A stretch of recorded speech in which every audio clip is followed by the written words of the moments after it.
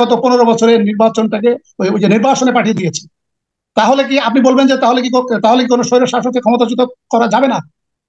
সাইফুল সাগর যাবে। ইলেকশন ছাড়া, নির্বাচন ছাড়াও কিন্তু ক্ষমতার পরিবর্তন হয়। আরো 3টি পদ্ধতি আছে, আপনার মাধ্যমে আমি একটু জনগণকে অবহিত করতে চাচ্ছি। 7 জানুয়ারির নির্বাচনে নৌকার প্রার্থীকে জেতাতে অনেক অপকর্ম করেছি, 8 মের উপজেলা নির্বাচনে তা করতে চাই। চট্টগ্রামের মিরসরাই উপজেলা আওয়ামী লীগের সাধারণ সম্পাদক জাহাঙ্গীর ভূঁইয়ার এমন একটি বক্তব্য নিয়ে এখন ব্যাপক তোলপাড়। তার দাবি, এখন বিএনপির পাশাপাশি আওয়ামী লীগের লোকজনও ভোট কেন্দ্রে যেতে চায় না। প্রধানমন্ত্রী শেখ হাসিনা বলেছেন যে অতি বাম আর অতি ডান মিলে সরকার উৎখাতের চেষ্টা করছে। 7 জানুয়ারি ইঞ্জিনিয়ার মোশাররফ হোসেনের সুযোগ্য সন্তান মাহমুদ রহমান রুয়েলকে জিতানোর জন্য আমরা অনেক অপকর্ম করেছি। আসসালামু আলাইকুম দর্শক, আজকের গুরুত্বপূর্ণ সংবাদে আপনাকে স্বাগতম। জনগণ এখন ভোট কেন্দ্রে যায় না, কারণ জনগণ মনে করে ভোট না দিলেও নির্বাচন হয়ে যায়। কিন্তু এবার 8ই মে উপজেলা নির্বাচনকে অবাধ ও সুষ্ঠু করতে নানান পদক্ষেপ গ্রহণ করেছে সরকার। তবে এবার জনসম্মুখে 7ই জানুয়ারির নির্বাচনের অপকর্মের কথা স্বীকার করলেন উপজেলা আওয়ামী লীগের সাধারণ সম্পাদক। তবে কি থলের বেড়াল নিজে নিজেই বের হয়ে গেল? দর্শক, আওয়ামী লীগের সেই নেতা কি বলেছেন তা দেখতে আজকের ভিডিওটি সম্পূর্ণ দেখুন। প্রিয় দর্শক, সেই সাথে আরও একটি গুরুত্বপূর্ণ নিউজ দেখবেন, সেটি হলো এবার নির্বাচন ছাড়াই সরকার পতনের গোপন 3টি পদ্ধতির তথ্য ফাঁস করলেন সাবেক ডিআইজি ব্যারিস্টার জিল্লুর রহমান। তো দর্শক, কি সেই ফর্মুলা যেটাতে সরকারের পতন ঘটবে? সেই ভিডিওটি একটু পরেই দেখানো হবে। প্রিয় দর্শক, আজকের নিউজের সর্বশেষ যে ভিডিওটি দেখবেন সেটি হলো এবার সরকারকে উৎখাতের জন্য উঠে পড়ে লেগেছে বাম ও ডানপন্থী দল, এমনই মন্তব্য করেছেন প্রধানমন্ত্রী শেখ হাসিনা। আর দর্শক, এই বিষয়টি নিয়ে বিস্তারিত আলোচনা করেছেন জনাব মাসুদ কামাল। তো প্রিয় দর্শক, আজকের 3টি ভিডিওই কিন্তু খুবই গুরুত্বপূর্ণ হতে চলেছে, তাই বলবো ভিডিওটি সম্পূর্ণ দেখুন। আর কথা বলবো না, চলুন দেখে আসি আজকের কাঙ্ক্ষিত ভিডিওগুলো। তবে তার আগে বলবো, যারা এখনও চ্যানেলটি সাবস্ক্রাইব করেননি অবশ্যই চ্যানেলটি সাবস্ক্রাইব করে পাশে থাকা বেল আইকনটি ক্লিক করে দিন। যারা ইতিমধ্যেই চ্যানেলটি সাবস্ক্রাইব করেছেন তাদেরকে অসংখ্য ধন্যবাদ। তো চলুন ভিডিওটিতে একটি লাইক দিয়ে আমরা পর্যায়ক্রমে সেই ভিডিওগুলো দেখে আসি। ফজলুর রহমানকে আপনি বলছিলেন যে প্রতিবেশী তো চেঞ্জ করা যায় না, সাইফুল সাগর, প্রতিবেশীকে চেঞ্জ করা যায় না এটা সত্য, কিন্তু প্রতিবেশীকে বয়কট করা যায়। আপনি প্রতিবেশীকে চেঞ্জ করতে পারেন না, কিন্তু প্রতিবেশীর ব্যবহারের কারণে আপনি তাকে বয়কট করতে পারেন।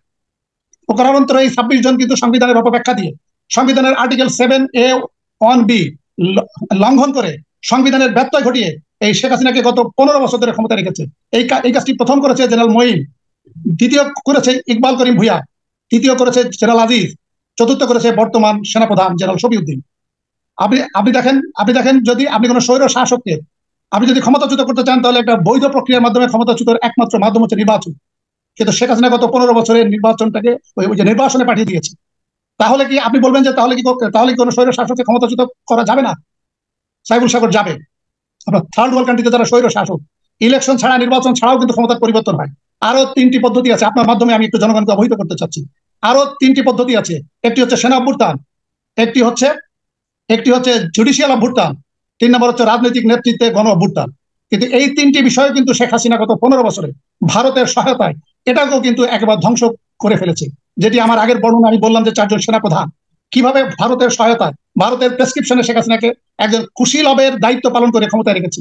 আপনি দেখেন 4 জন চিফ জাস্টিস এস.কে. সিনহা, উনি শেষের দিকে এসে ওনার আচরণের কারণে হয়তো আমরা তাকে সহানুভূতি প্রকাশ করি, কিন্তু উনিও কিন্তু একটু দুষ্টু। উনি কিন্তু জামাত নেতাদের কিভাবে ফাঁসি দিয়েছে, স্কাইপে কেলেঙ্কারি কিন্তু আমরা কিন্তু দেখেছি। এবিএম খায়রুল হক 18 মাস পরে, 16 মাস পরে আইনের ভুল ব্যাখ্যা দিয়ে আমাদের দেওয়ানি কার্যবিধির 152 ধারা লঙ্ঘন করে উনি কিন্তু বিচারে যে জাজমেন্ট, প্রোনাউন্স জাজমেন্ট পরিবর্তন এনেছে, যেটি উনি আনতে পারেন না।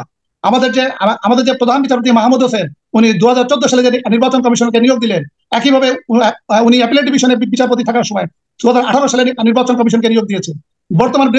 বর্তমান প্রধান বিচারপতি ওবায়দুল হাসান, উনিও কিন্তু একইভাবে, এই যে আওয়াল সাহেবের নাম কোনো রাজনৈতিক দল থেকে প্রস্তাব করা হয় না। 7 জানুয়ারির নির্বাচনে নৌকার প্রার্থীকে জেতাতে অনেক অপকর্ম করেছি, 8 মের উপজেলা নির্বাচনে তা করতে চাই। চট্টগ্রামের মিরসরাই উপজেলা আওয়ামী লীগের সাধারণ সম্পাদক জাহাঙ্গীর ভূঁইয়ার এমন একটি বক্তব্য নিয়ে এখন ব্যাপক তোলপাড়। তার দাবি, এখন বিএনপির পাশাপাশি আওয়ামী লীগের লোকজনও ভোট কেন্দ্রে যেতে চায় না।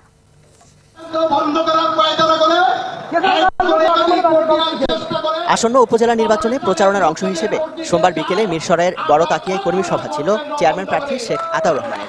সেখানে বক্তব্য দেন উপজেলা আওয়ামী লীগের সাধারণ সম্পাদক AKM জাহাঙ্গীর ভূঁইয়া। তিনি 7 জানুয়ারি অনুষ্ঠিত জাতীয় নির্বাচনের উদাহরণ টেনে বলেন, সেই নির্বাচনে নৌকার প্রার্থী মাহবুবুর রহমান রুহেলকে জেতাতে করতে হয়েছে অনেক অপকর্ম, কিন্তু 8 মের উপজেলা নির্বাচনে তেমন অপকর্ম আর করতে চান না। আমাদের প্রিয় নেতা ইঞ্জিনিয়ার মোশাররফ হোসেনের সুযোগ্য সন্তান মাহবুবুর রহমান রুহেলকে জিতানোর জন্য আমরা অনেক অপকর্ম করেছি। আমরা আগামী 8 তারিখ কোনো অপকর্ম ছাড়া আমরা ভোট কেন্দ্র খোলা রাখবো। মানুষ এখন আর ভোট দিতে কেন্দ্রে যায় না দাবি করে জাহাঙ্গীর ভূঁইয়া বলেন, প্রধানমন্ত্রী চাইছেন মানুষকে ভোট কেন্দ্রমুখী করতে। আজকে বিএনপি ভোট কেন্দ্রে যায় না, আওয়ামী লীগ লোকেরাও ভোট কেন্দ্রে যেতে চায় না। জননেত্রী শেখ হাসিনা সেই জন্য চেষ্টা করে মানুষদেরকে ভোট কেন্দ্রে ফেরানোর জন্য। তবে তার দাবিকে ভিত্তিহীন বলে উড়িয়ে দিয়েছেন নির্বাচিত সংসদ সদস্য মাহবুবুর রহমান রুহেল। প্রধানমন্ত্রী শেখ হাসিনা বলেছেন যে অতি বাম আর অতি ডান মিলে সরকার উৎখাতের চেষ্টা করছে। তিনি বলেন, দেশে রাজনৈতিকভাবে দেউলিয়া যারা, তারা আর কিছু বুদ্ধিজীবী অনবরত গীবত গাইছে। অতি বাম আর অতি ডান মিলে সরকার উৎখাতে কাজ করছে। এই যে বক্তব্যটা, এই বক্তব্যটা আমার কাছে একটু কনফিউজিং মনে হচ্ছে। কনফিউজিং কীভাবে? মানে আমার আসলে একটু জানার আগ্রহ। সেটা হলো, সরকারের কোনো কর্মকাণ্ডের সমালোচনা করা আর সরকার উৎখাতের চেষ্টা করা, এই দুটো কি সমার্থক? মানে সরকারের সমালোচনা করা মানেই কি সরকারকে উৎখাতের চেষ্টা করা? এই জায়গাটা নিয়ে আমার একটু সন্দেহ আছে। তাহলে আমরা কি সরকারের কোনো কাজের সমালোচনা করতে পারবো না? কিন্তু একজন সাধারণ মানুষ হিসাবে আমার যদি একটা ভিন্ন মত থাকে, আমি যদি মনে করি এই কাজটা ঠিক হলো না, আমি যদি মনে করি এই কাজটা ঠিক নয়, ওভাবে করা যেত, আমি যত ছোটই হই না কেন, আমি কি সেটা নিয়ে বলতে পারবো না? বলতে না পারলে দেশে গণতন্ত্র থাকলো কীভাবে? তো আমি অতি বাম না অতি ডান, অথবা আমি কি রাজনৈতিকভাবে দেউলিয়া নাকি, এটা তো কোনো বিষয় না। বিষয়টা হলো কি কথাটা উচ্চারিত হলো, সেই কথাটা বরং আমি মনে করি প্রশংসা নয়। সরকারের উচিত হবে, সরকারের একটা নিজস্ব বিভাগ থাকা উচিত, যে কত সমালোচনা আমার হচ্ছে সেগুলো আমি নোট করব, আমি শুনবো। সমালোচনাগুলি মাঝখান থেকে যতটুকু আমার জন্য নেওয়া দরকার বলে আমি মনে করি, ততটুকু সমালোচনা আমি নেব, নিয়ে আমি সেই অনুযায়ী ব্যবস্থা নেব। এটাই তো হবে, তাই না?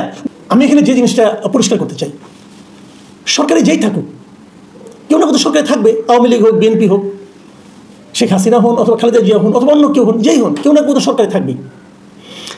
যিনি থাকুন তাকে আমি পছন্দও করতে পারি, অপছন্দও করতে পারি। আমি যদি তাকে অপছন্দও করি, তাকে তো আমি অস্বীকার করতে পারবো না। ধরা যাক আমি পছন্দ করি না, কিন্তু তাই বলতে সে হাওয়া হয়ে যাবে না, কর্পূরের মতো উবে যাবে না, উনি তারপরেও ক্ষমতায় থাকবেন। কাজেই উনি যে কাজটা করছেন, যে পদক্ষেপগুলি নিচ্ছেন, সেটার সমালোচনা করাটা আমি মনে করি একটা গণতান্ত্রিক রাষ্ট্র হিসেবে আমার নাগরিক দায়িত্ব। যদি আমার পছন্দ না হয়, আর যদি পছন্দ হয় প্রশংসা করবো, কোনো সমস্যা তো নাই। এই যে আমাদের পদ্মা সেতু হয়েছে, এটা প্রশংসা কে না করবে? এই যে আমাদের মেট্রো রেল হয়েছে, এটার প্রশংসা কে না করবে? এখন যিনি পদ্মা সেতুর প্রশংসা করবেন, যিনি মেট্রো রেলের প্রশংসা করবেন, উনি কি অন্য কোনোটার সমালোচনা করতে পারবেন না? করতে পারতেই পারেন। সেই সমালোচনাগুলোকে নিতে হবে, পজিটিভলি নিতে হবে। একটা শব্দ আমরা প্রায় শুনি, সেটা হলো গঠনমূলক সমালোচনা। সমালোচনাটা গঠনমূলক কি গঠনমূলক নয়, এটা তো মেন টু মেন ভ্যারি করবে, সবার কাছে একরকম লাগবে না। কাজে আমি মনে করি সমালোচনা আর সরকার উৎখাত সমার্থক নয়। তো দর্শক, দেখলেন আজকের সেই ভিডিওগুলো, এবং এই ভিডিও সম্পর্কিত যদি কোনো তথ্য বা মতামত থাকে তাহলে অবশ্যই কমেন্ট করে জানাবেন। আজকের মতো নিউজটি ছিল এটুকুই। ফিরছি আগামী ভিডিওতে নতুন কোনো টপিক নিয়ে। আল্লাহ হাফেজ।